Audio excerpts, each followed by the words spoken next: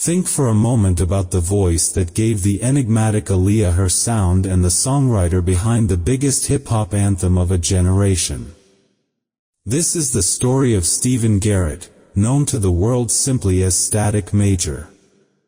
He was the music industry's best-kept secret, a rare talent who didn't need pen or paper to craft platinum hits.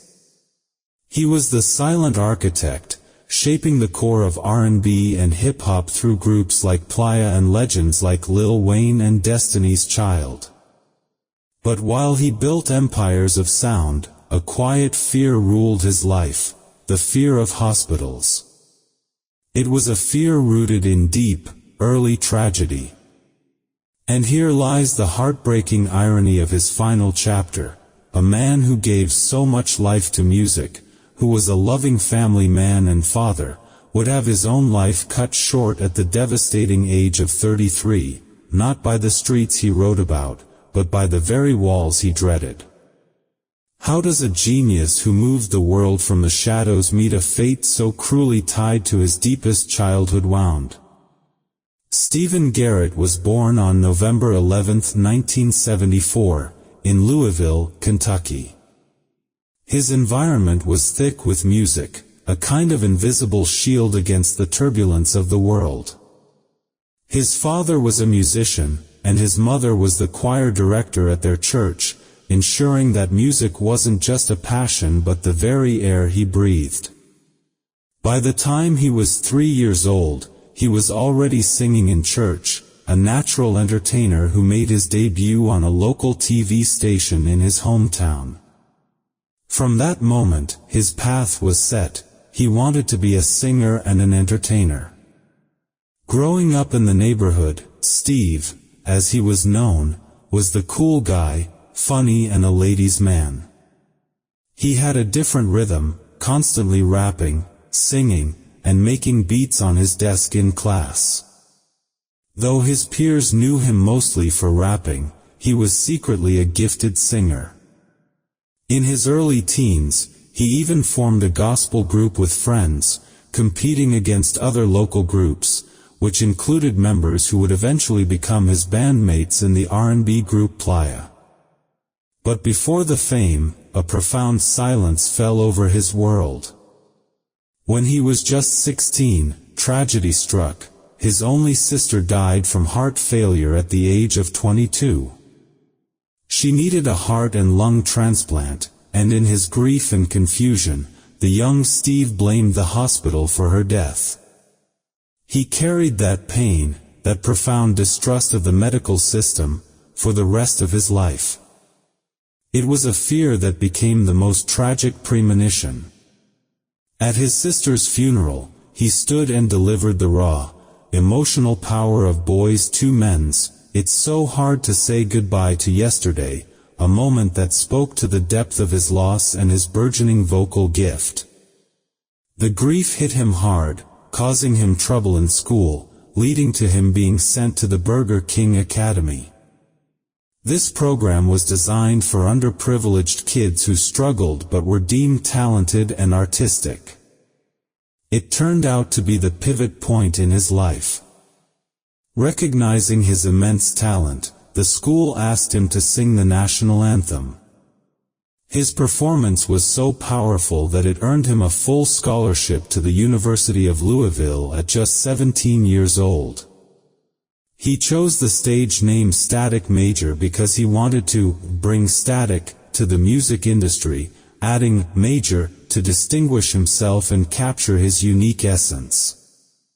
Around 1991, Static, Smokey, and Black formed a group called A Touch of Class. A pivotal concert in Louisville, Kentucky, led them to meet Devanté Swing from Legecy. Devanté was impressed and promised to sign them. The group lost a member, and Smokey, running into Static at the University of Louisville, successfully recruited him for A Touch of Class. Devanté Swing kept his word, starting his production company Swing Mob Records and signing the group, eventually renaming them to Little Players. They joined the legendary Basement Crew at Devanté's house in New Jersey, eventually moving to Rochester, New York. This crew was a who's who of future superstars: Tweet, Missy Elliott, Ginuwine, Timbaland, and Magoo. They lived in a crucible of creativity, forced to be original because Devanté forbade them from listening to popular music or the radio. Static's voice and ability immediately stood out to Devanté, who called him the most talented artist he had signed, capable of both rapping and singing. Static would contribute to the production of Jodeci's platinum album, The Show, The After Party, The Hotel. Static even got features, rapping on Dalvin's True OG, and the multi-platinum Dangerous Mind movie soundtrack track, Gin and Juice Remix. But the Swing Mob dream soured quickly. By 1996, the label disintegrated. Devanté was too busy touring with Jodeci to focus on his million-dollar talent roster. Artists felt used, uncredited, and mistreated. Timbaland and Stevie J spoke openly about the harsh conditions, the lack of food and soap, and the alleged violence. Little players were the last to leave. Before he departed, Static's early work came to fruition when Timbaland helped Ginuwine secure a solo deal with Epic Records. That deal was largely based on the song Pony, which Ginuwine, Static, and Timbaland had created 2 years earlier but which Devanté had shelved. Pony shot to #1, proving Static's initial major commercial appeal and earning him an ASCAP award. Finally free, Static and the players signed with Blackground Records for management. It was here, in the orbit of Aaliyah and her team, that the true reign of Static Major began. Once settled at Blackground Records, the group officially changed their name to Playa and secured a deal with Def Jam.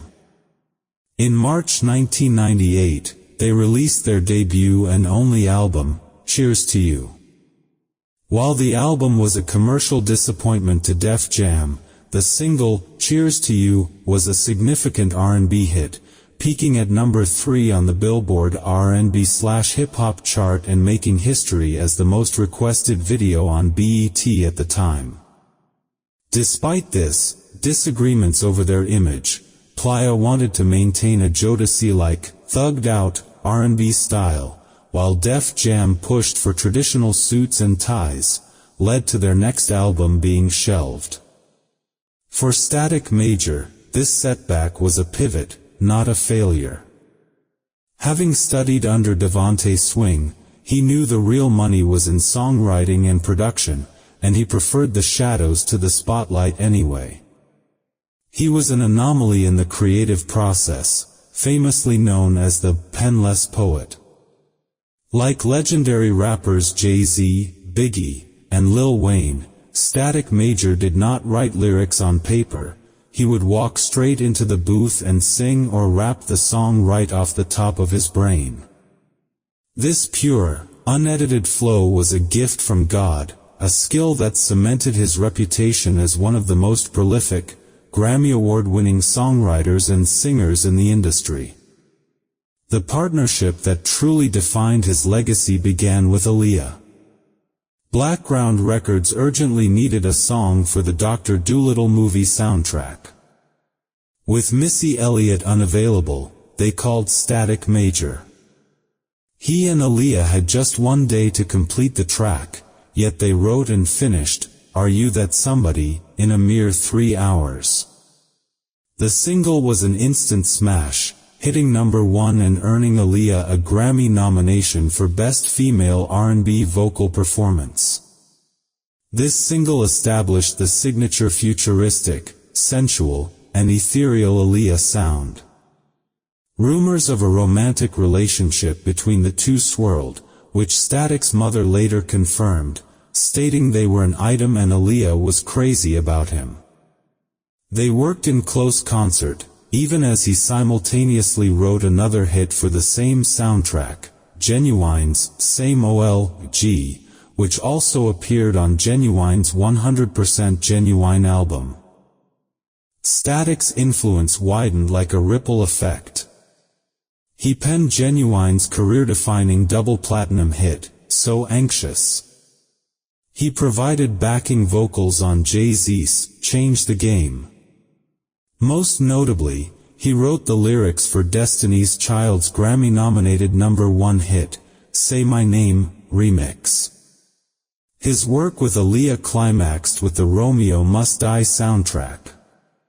He wrote Try Again, another massive hit that soared to #1 on the Billboard charts and won 2 MTV Video Music Awards, securing Aaliyah another Grammy nomination. He followed this success with the tracks Come Back in One Piece featuring DMX and later became the primary songwriter for Aaliyah's final, self-titled album. He crafted the hits We Need a Resolution, Rock the Boat, and the UK #1 single, More Than a Woman.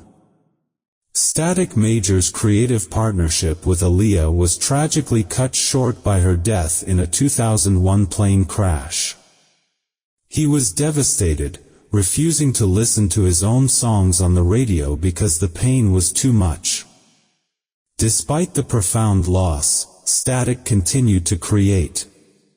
He wrote the UK #1 hit, Addictive, for Dr. Dre's artist Truth Hurts, featured on David Banner's Crank It Up, and wrote the hit, Can I Take You Home, for Jamie Foxx. However, the pinnacle of his songwriting career arrived with a collaboration he was initially hesitant to do, Lil Wayne's The Carter 3. Static was preparing for his own solo album, Supper Time, but Lil Wayne needed a pop hit crossover single. Static already had the foundation, the hook and beat, for a song he planned for himself, but he allowed Wayne to have it. That track was Lollipop. It became Lil Wayne's and Static Major's most successful single, shooting to #1 on the Billboard Hot 100, selling over 9 million copies, and winning a Grammy Award for Best Rap Song. This one song helped propel the Carter 3 to sell over 1 million copies in its first week. Static was finally receiving his deserved recognition, yet he remained grounded. He was not a celebrity, he was a family man. He loved his wife, Devanté, and their children, preferring kung fu movies and wrestling to industry parties. He was a regular guy, loyal to his friends and his Louisville neighborhood. But the quiet, grounded life of this music giant was about to be shattered by a familiar, dark shadow. Despite his monumental success with Lollipop, Static Major was never truly comfortable in the industry's spotlight. He was a deeply committed family man, preferring to spend time with his wife, Devanté, and their 2 children. He even adopted and raised his sister's daughter after she passed, demonstrating the depth of his devotion.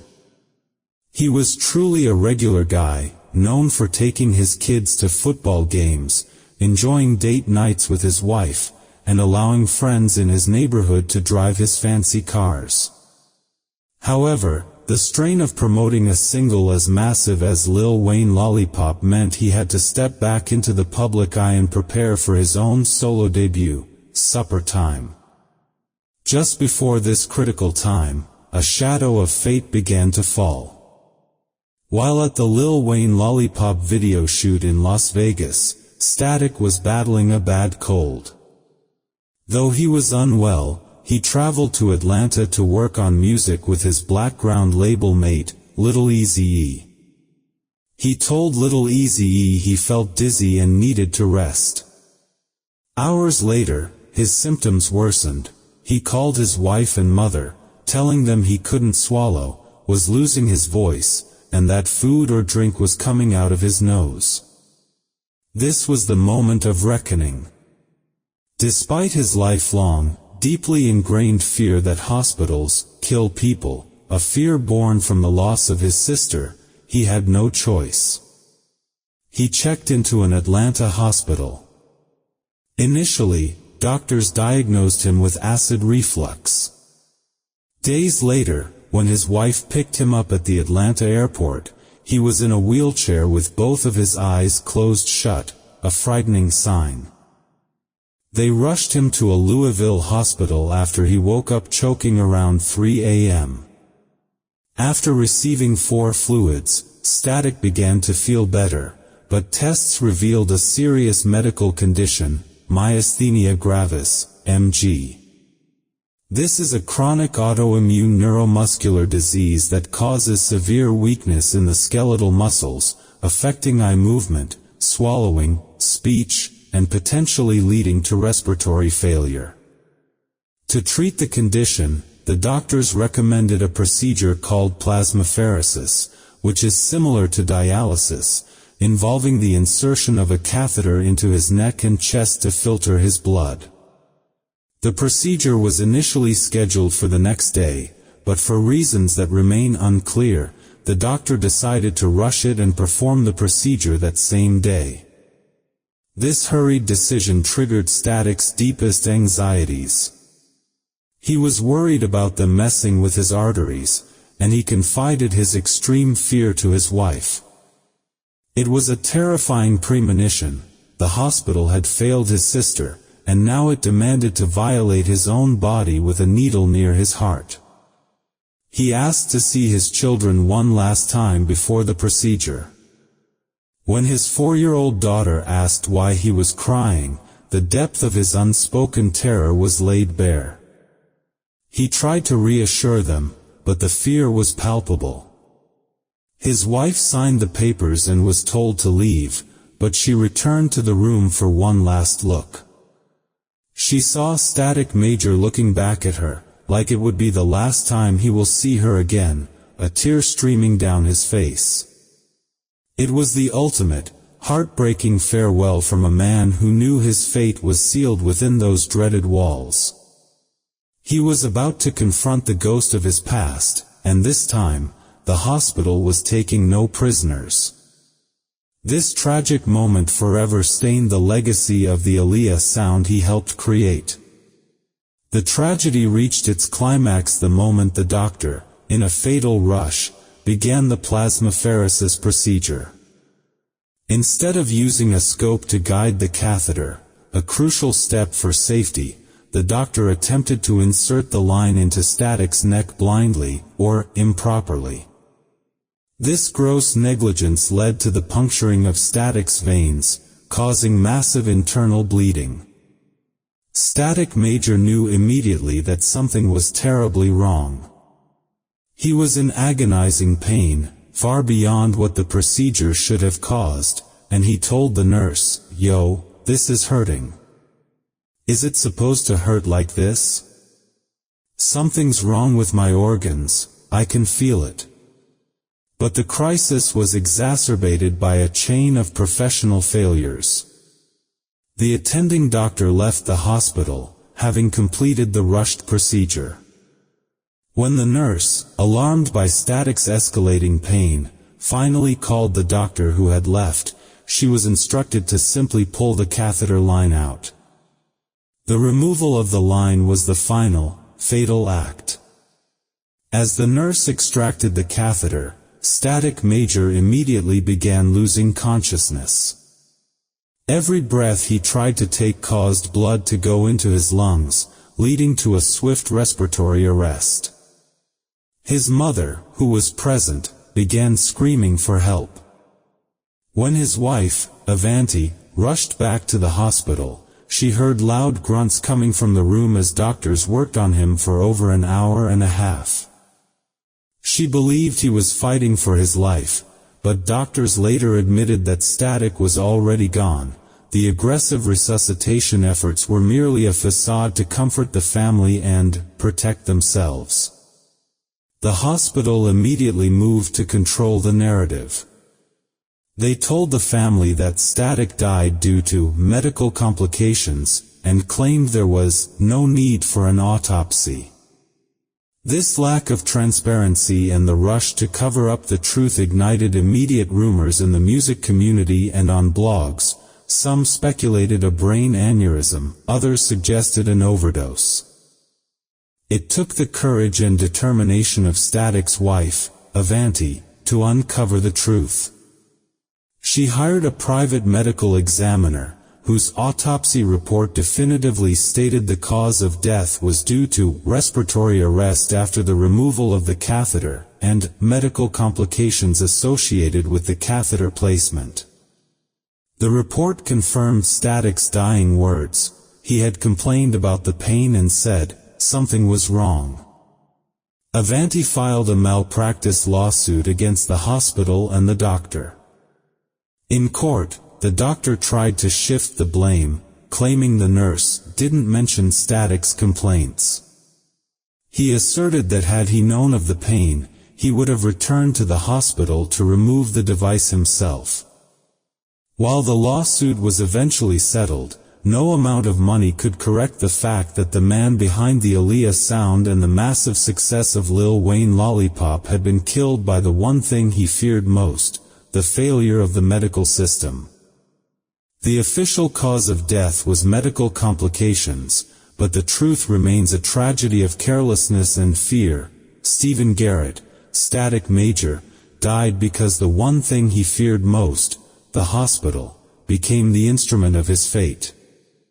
He was just 33 years old, a young man with so much more melody left to write, and his passing left a hollow echo in the world of R&B. His mother, who watched both her children die inside hospital walls, bore an unimaginable pain. The lawsuit over the medical malpractice was settled, but as his wife, Devanté, stated, no amount of money could bring her husband back. Yet, the final chapter of Static Major's life is not one of defeat, but of enduring legacy and love. He left behind a deep catalog of music, hundreds of songs that remain unreleased, some say over 1,200, proving his creative fire never truly extinguished. Devanté now manages his music rights through Major Styles Entertainment, ensuring his genius continues to influence artists like Drake, Chris Brown, and Bryson Tiller. She also established the To Save a Life Foundation, a non-profit, turning her immense grief into a mission to help others, a tribute to a man who championed family and responsibility. The true legacy of Static Major is not just the Aaliyah Sound or the success of Lil Wayne Lollipop. It is the quiet dignity of a man who chose his family over fame and whose talent was so pure, it flowed straight from his soul. His story is a poignant reminder that while we often celebrate the stars in the spotlight, the true architects of culture often work in the shadows, their gifts too immense for this world to hold. Some stories end without closure. But dignity doesn't need applause. To anyone who's ever created something beautiful from a place of fear, we see you. If this story reminds you that the greatest battles are often fought in silence, share your thoughts below. We read every comment. If the music of Static Major, from Playa's R&B grooves to the monumental hit, Lollipop, has ever touched your life, subscribe and ring the bell so you don't miss the next deep dive into the lives that shaped our culture. Rest in peace, Static Major.